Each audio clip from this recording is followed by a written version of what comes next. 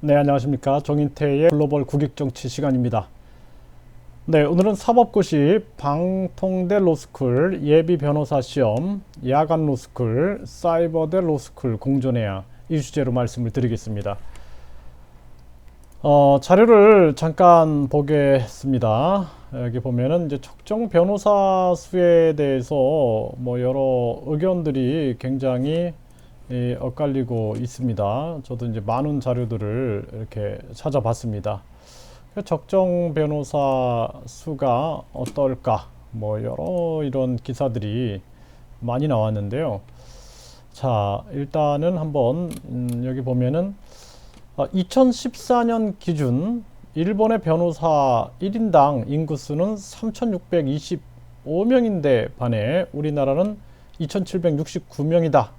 네, 2,769명. 자, 여기에 대해서 이제 의견들이 있어요. 자, 반면 로스쿨 측은 법조 시장이 포화 상태이기 때문에 변호사 수를 제한해야 한다는 변협의 주장은 특권 의식을 버리지 못한 발상에 불과하다는 입장이다.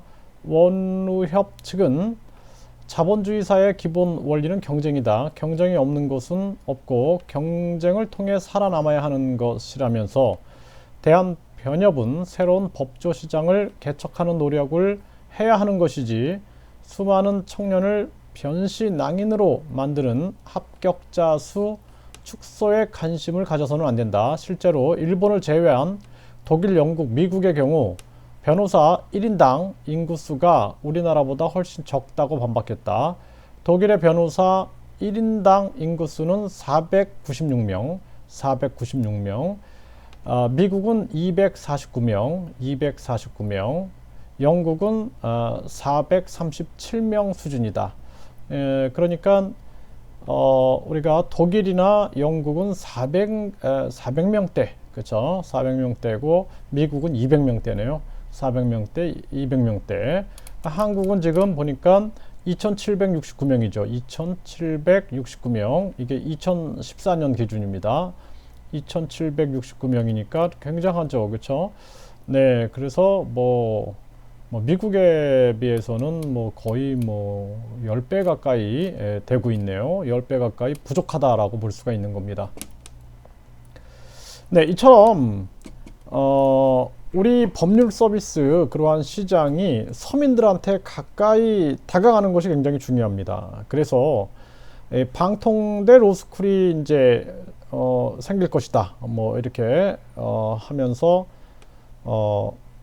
국회에서 지금 발의가 되고 있는데요. 아주 긍정적인 모습이다. 저는 그렇게 생각을 합니다.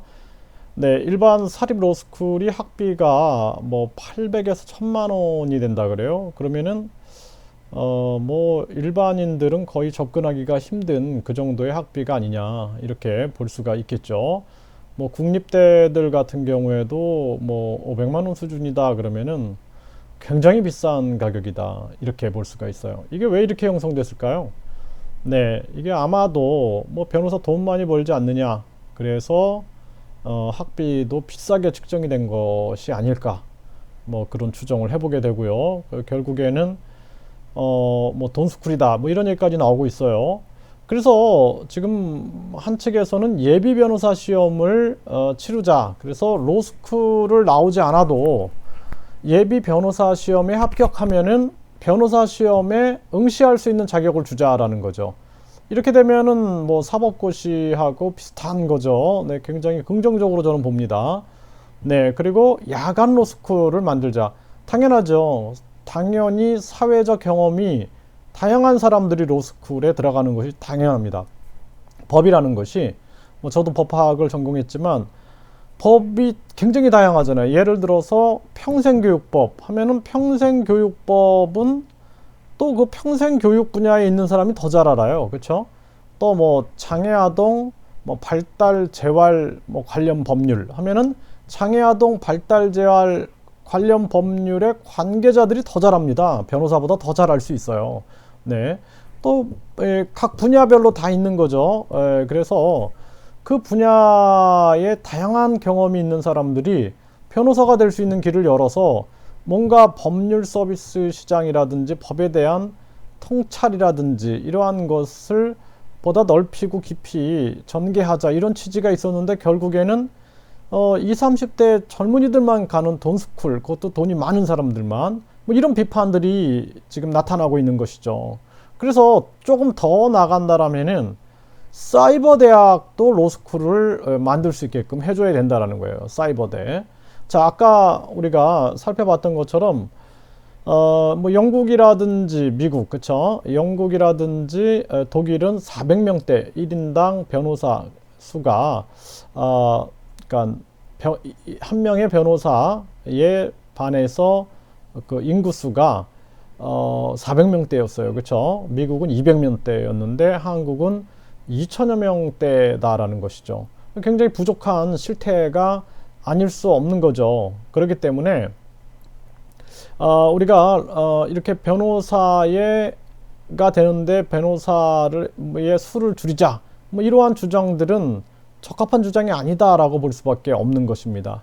그리고 저는 사법고시를 분리해야 된다.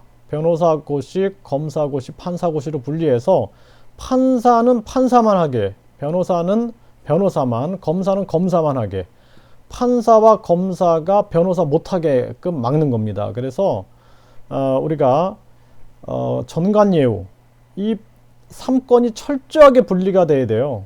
판사, 검사, 변호사는 3건이 철저하게 분리가 돼서 억울한 사람이 있으면 안 됩니다. 그리고 법은 평등해야 되거든요. 만인 앞에 평등해야 되는데 이게 굉장히 잘못 흘러가고 있는 거예요. 정관예우가 무슨 말이고, 어제 판사가 오늘의 변호사가 되고 어제 검사가 오늘의 변호사가 된다는 건 말도 안 되는 겁니다. 그래서 판사는 판사로서의 고귀한 정신을 지키고 검사는 검사로서의 고귀한 정신을 지켜야 됩니다. 판사, 검사가 변호사가 된다든지 검사가 정치인이 되면 안 돼요. 이 사람들은 정치, 검찰, 정치, 판사를 숨기고 판결을 했을 가능성이 있죠. 그렇기 때문에 아주 판사, 검사로서의 고귀한 정신을 지킬 수 있게끔 시스템화하는 것이 굉장히 중요합니다.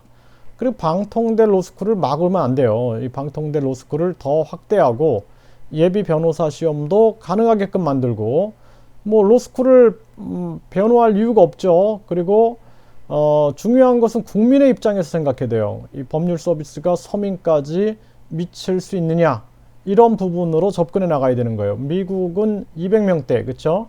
변호사 한 명당 인구수가 200명대고 독일이나 영국은 400명대인데, 그쵸? 한국은 2,000명 이상이에요. 그렇게 되면은 미국보다 10배가 부족한 거예요.